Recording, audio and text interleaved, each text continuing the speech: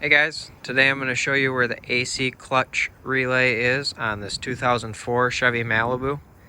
If this video is helpful, can you smash that thumbs up button, leave a comment down below for the YouTube algorithm, really helps out a lot. So we're going to come here, pop our hood.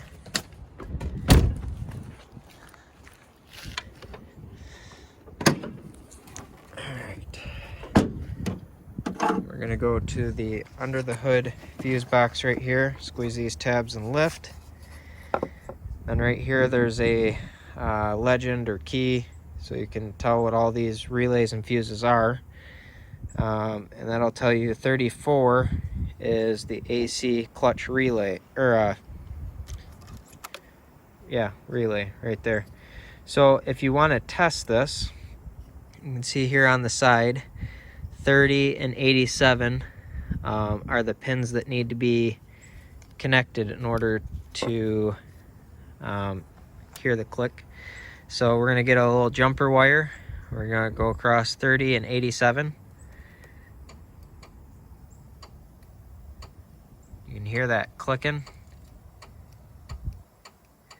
That's the sound of the AC clutch engaging, so the clutch is good there.